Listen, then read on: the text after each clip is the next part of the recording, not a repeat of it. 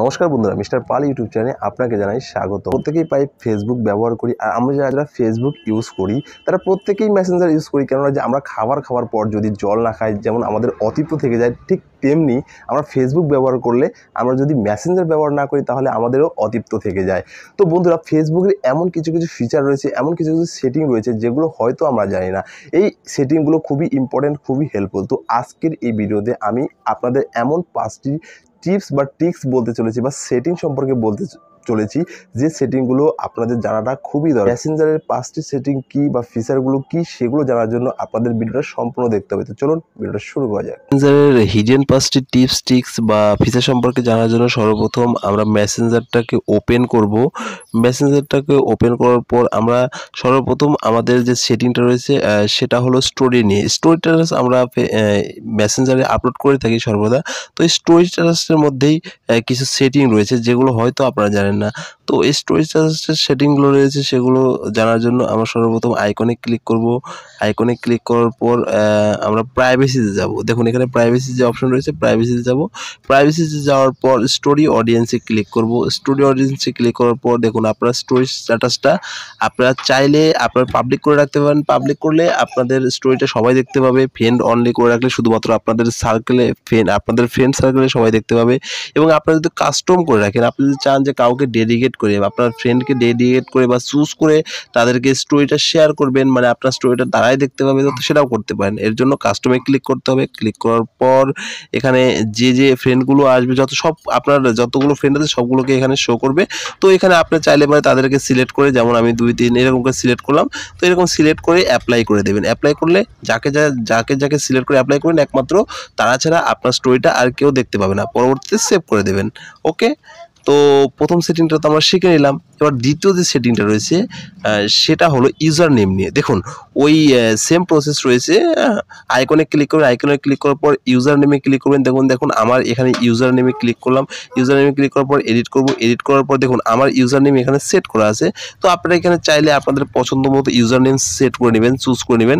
যেমন আপনারা যদি যাই কিছু লিখুন, ঠিক আছে। যেমন দেখুন আমি লিখলাম SPAULS পাল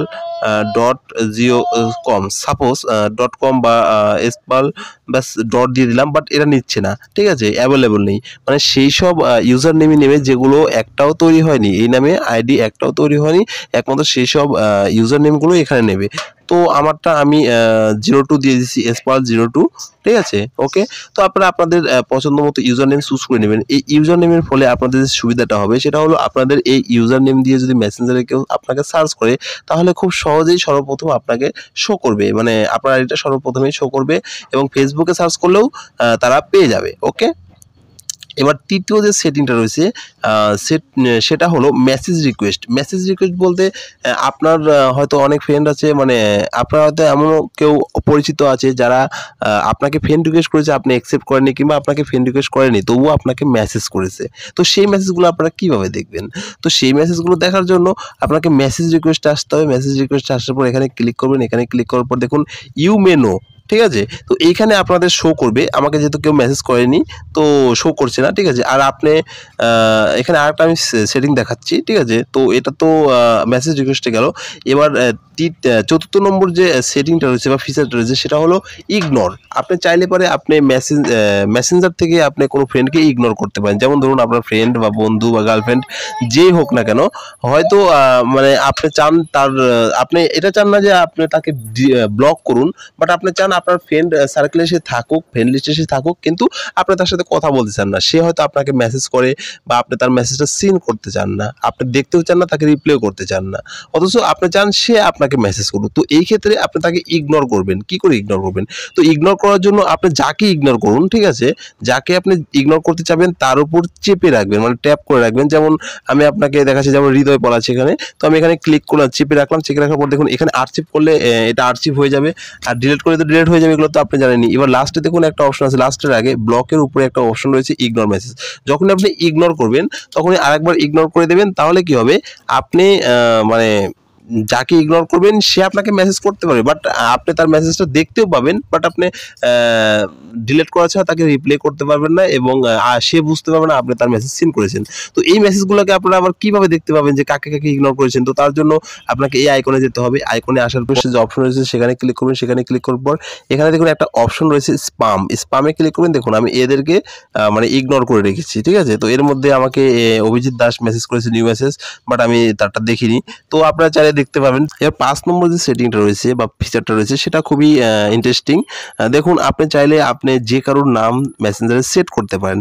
তো তার জন্য আপনাকে কি করতে হবে, যেমন ধরুন আমি এই একটা আমি নাম নিচ্ছি, ঠিক আছে? যেমন অবনি বলাচ্ছে, আমি এখানে ক্লিক করলাম। ক্লিক করার পর আমি হয়তো এর নামটা সেট করব, ঠিক আছে? এর নাম সেট করার জন্য আমি এর নামটা সেট করার জন্য আমি কি করব, এই আইকনে ক্লিক করব। আইকনে ক্লিক করার পর দেখুন এখানে একটা অপশন রয়েছে নিকনেম। তো আপনি একটা নিকনেম দিতে পারবেন, নামটা সেট করতে পারবেন না, কিন্তু নিকনেমে ক্লিক করবেন। নিকনেমে ক্লিক করার পর এখন দেখুন এখানে লেখা আছে সেট নিকনেম। সেট নিকনেমে ক্লিক করবেন। ক্লিক করব, অবনীপাল আছে, আমি যেমন এখানে দিয়ে দিলাম যে কথার কথায় আমি দিয়ে দিলাম যে sweet heart, SWEETHEIGH sweet heart দিয়ে দিলাম, বা আপনি পাগল বা যে আপনার ফানি মতো যে কোনো নাম দিতে পারেন। দেওয়ার পরে সেট করবেন। সেট করার পর দেখুন আমি যখনই আবার এই মানে এর সাথে আমি চ্যাট করব, ঠিক আছে?